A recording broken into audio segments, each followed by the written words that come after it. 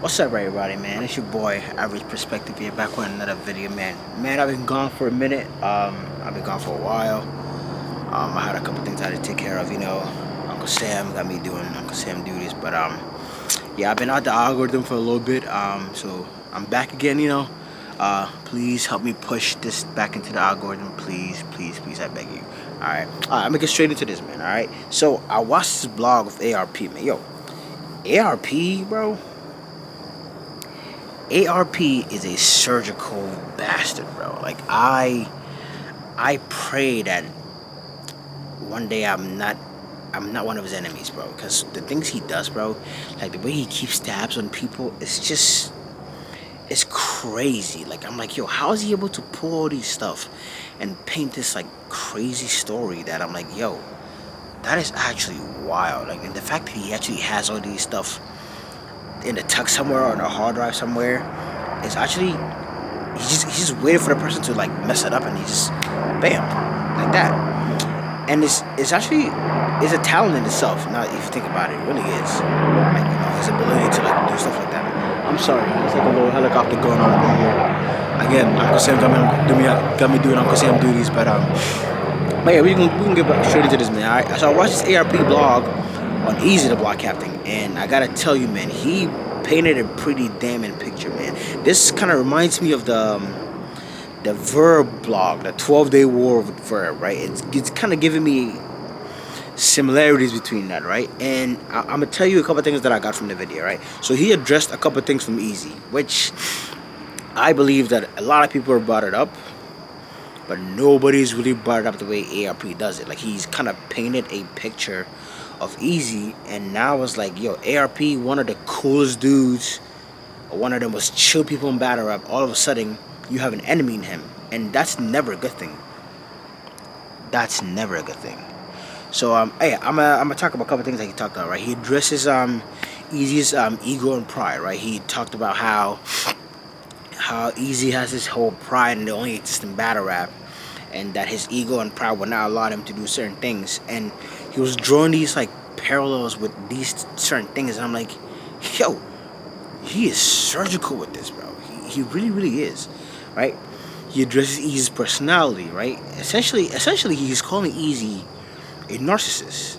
That's what he's doing. He's calling him a narcissist. He has narcissistic tendencies. That's essentially what he's calling him. That he thinks that he is always in the right, and it can never be him. It's always somebody else. That's essentially what a narcissist is like. They're not able to admit their faults, and he kind of ties it in with his ego and pride. Is that because of his ego and pride, would never allow him to admit he made a mistake, even if he clearly did. Which, I mean, I don't know Eazy as a person. I can't really talk much about his personal life, but from what I've seen from battle rap, it can be true sometimes. It can be true sometimes. Sometimes Eazy just goes overboard, and even if he's wrong, he just chooses not to take the right road and just like kind of hash it out. He just keeps going, and I'm like, dude, you're just digging yourself a much bigger hole. Like, I have a blog coming out, right, and I'm gonna detail Eazy's. I've been keeping track of what's been going on with him. I'm gonna detail every single thing, right, and it's gonna make sense, right. But ARP kind of like started it, so I'm gonna get the blog out as soon as I can, right. Another thing he also addresses Eazy's growth as a person, all right. When he came up with Cassidy, man, the 3 parts in your beard is now a punchline in battle rap, bro. I don't care what anybody says. It is now a punchline in battle rap. The 3-part beard, it's a punchline in battle rap. Period. That's just what it is. It is a punchline in battle rap, and it's gonna be a thing. Especially with Eazy, it is going to be a thing, and it's never gonna go away. I think it's gonna be here to stay. It's a new thing. There was something new with Eazy, and it's gonna stay. But he addresses Eazy, his growth as a person, from when he had that 3 parts in your beard, to what he was doing when he came into battle rap, to what he was doing when he joined gun titles, and he's playing all these clips of all these battle rappers, of all these things that he's done, like being from Philly or being not from Philly, or saying he sound like Philly, so now he's all of a sudden Philly. Like, he's just painting that picture, and I'm like, man, this dude he's really cutting him up right now. And I'm sure Easy's gonna reply somehow and, you know, say, oh, a lot of these things are lies or whatever it is. But I don't know, Easy, man. These ARP is somebody. He's one of the people that I kind of trust in battle rap to do the right thing, I guess, or in integrity, as he likes to say. So, in order for him to actually put something like that out there, he must have some pretty good idea of what exactly is going on. And from what I've seen so far from the part one, I think he has a pretty good idea of what's going on. And I don't know if it's a good idea to maybe antagonize him is the wrong word, but I don't know. Another thing that he also addresses, right? He uses himself as an example, right? Which kind of like sets the stage, right? So in case Eazy tries to bring anything new or anything quote unquote new into battle rap about ARP, it's not really new. Like he did this, like Verb tried to do. Like Verb tried to bring past stuff to ARP, and ARP was like, dude, that has nothing to do with this. But I think ARP is kind of setting the stage, using himself as an example. Like, look out. He kind of also tied that into the growth aspect, right? He's like, look at me when I came into battle rap, right? I was this. I was in the bottom of the barrel. I was ooh-doo. I was ooh-doo. And all of a sudden, I'm here. He kind of used himself as an example, so Eazy can really bring up the past. So also you can kind of draw the parallels between them two, that they're not the same person. I mean, it was surgical, bro. That blog was surgical, and I'm assuming it's gonna get more surgical the more it goes in. It's probably gonna get more in depth the more he goes in. But the first one, he was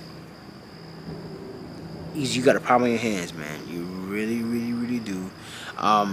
Another thing he did was he wrote, like he brought other people in too. Like he played a clip from John talking about, again, the whole Eazy from Philly thing or whatever it is. He played even Eazy's own clips. Right, he played Eazy's own clip of him saying, "Hey, they say I sound like y'all." That it's just it's pretty damning. It is pretty damning, and I don't know, man. Eazy, man, you might have something in your hands, man. I'm not even gonna lie with you. You might have something in your hand, man. And then oh my god, ARP dropped this bombshell, bro. So apparently, Eazy the Block Captain has went around 3 different leagues. I mean, 3. Not 1, not 2, not 3. 3 different leagues of people he publicly said he doesn't actually, for quote unquote, F with, to book him. And ARP started talking about how Eazy's financial situation has changed right now, and that he's not really getting any bookings because we don't know what's going on with Chrome 23, and nobody really wants to battle in the trenches anymore. He has artists and everything, but Eazy himself, nobody's really booking him because there's not really a market for him. Now, again, ARP is one of the people that I kind of trust in battle rap to do the right thing. He doesn't usually say things just because. Anytime he says something, it's most likely that he knows what he's talking about. So in this case, I think I'm gonna go with ARP's word over Eazy, because I guess he's a more credible person than Eazy is. Eazy's been known to be like, he has his shortcomings, put it that way. So I think this time around I'm gonna go with ARP. I think he might be the better option. But for Eazy to like have all these beefs with all these people and then turn around and go ask him to book him, that's kind of wild. Because then why do you have these beef with these people then? Like, what's the point? I don't understand it. I don't get it at all. What's the point? So that was a very damning news when I heard. I was like, holy snap, really? This is how he's moving out here. So I thought that was pretty damning, honestly, and I think that's gonna be pretty damning. So this is what I think. I think that battle with Cassie, right? Even though the battle never finished, it's probably never gonna get finished. I haven't heard anything. I've been out of battle rap for a while too, so maybe, I don't know. But I haven't seen anything that indicates the battle's gonna get done. I think that battle honestly might have done more damage to Eazy's career than even the Geechee battle. And that Geechee battle did a lot of damage to his career. I mean, that's when we first realized he had a chink in his armor. I think this Cassidy battle might have done a little bit more than that, because Cassidy's obviously a much bigger name than Geechee. But I just think that ever since that Cassidy battle, it just hasn't been the same. It simply hasn't. For some reason, Eazy just it's not clicking anymore. Like it's, I don't know the words I want to use, but for some reason, anything he does is just, bro, it just seems very asinine right now, and I don't know. I think the Cassidy battle did more damage than he likes to admit, which again, he's a very prideful individual, and he just doesn't want to accept the reality of it. Now with Chrome 23 gone, I don't know how he's gonna. Oh, another thing he did, he brought up the whole URL thing. How Eazy was in gun titles and he was in this and he was in that. Yo, ARP man, listen, I need to go study the man. I need to go study how he's able to keep all these receipts, quote unquote, of all these people and just bring it out. Like it's actually crazy. Like he is a surgeon, bro. He really is. And again, you could tell he was holding back a lot, cause this, like you could clearly tell, like he was clearly holding back a lot, because I mean he could have talked about so much. Because there's probably some information that he knows that we probably don't even know, especially Eazy's dealings with Remy Ma, because ARP also has a relationship with Remy Ma. So that he could also give us a whole new perspective on that relationship. And I don't know, Eazy, man. You might need to kind of wrap this up, because I feel like this can get very, very bad for you, or it could get very bad for you. I don't think ARP is somebody you want to kind of have that tug of war with. It's so far it hasn't been a good idea for anybody. Not Verb, not Clean, not Jag. I mean, he did Jag pretty bad. So far he hasn't really had any. Easy, listen to me. I know you don't know who I am, but friendly advice: just pick up the phone and just try to understand where he's coming from. I'm trying to understand where you went wrong, because I generally don't think this is the path you want to go down to. I just don't think so. And if this is the path you want to go down to, then it's, again, to come back to his point, your pride and your ego will be your downfall. It will be your downfall. I remember when you came to battle rap, you were talking to them. You were talking to DNA, and DNA said this phrase that, hey, at some point they're gonna turn on you, and he was like, no, they're never gonna turn on me because I come in here and do my job. Well, I don't think that's true anymore. I think it's a large majority of people that have turned on you, and you don't even have to. Like, I think one of your problems that I've seen is that you can't take criticism. Like, anytime somebody criticizes something you do, you think they're hating, and then you start calling them the hater, and then they're a D eater, or they're a D head, like, you know, those words. Like, you're very insecure about it, and it's just like, dude, if you're gonna be in an opinion in the sport, you have to be able to take active criticism. Like, it's just what it is. Like, not every single time you do something and somebody says they don't like it, it's every single time they're hating on you. Like, dude, you're not perfect. Not everything you do is going to be received by everybody else. You have to be able to take constructive criticism. But you are not able to do that. So that's where your pride and ego comes in. Every time you do something and somebody doesn't like it, you think somebody's hating on you. Like, no, that's not the case at all. Sometimes people just don't like what you do. They're not a fan of it, and it's okay. There's nothing wrong with that. Don't make it seem like everybody's against you, bro. There's a lot of people that's against you, don't get me wrong. But there's a lot of people that's for you, too. Don't forget that. So, but yeah, man, those are my thoughts, man.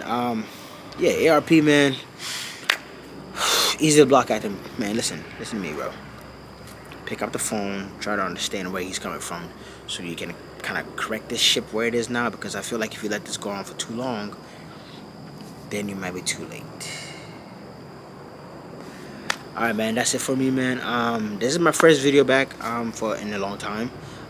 Please share, like, comment, subscribe, help me push this channel forward. And I'm back now. I'm back in battle rap. I'm about to keep track of everything. I'm gonna start, seeing what's going on, because I've been out again. Like, Uncle Sam got me do Uncle Sam things, so I've been out for a while. But I'm back now, even though I still have other obligations to do. I am back now. I'm gonna keep track. I'm going to provide you guys with the videos and my opinions of everything as usual. But yeah, that's it for me for today. Holla at me. Peace.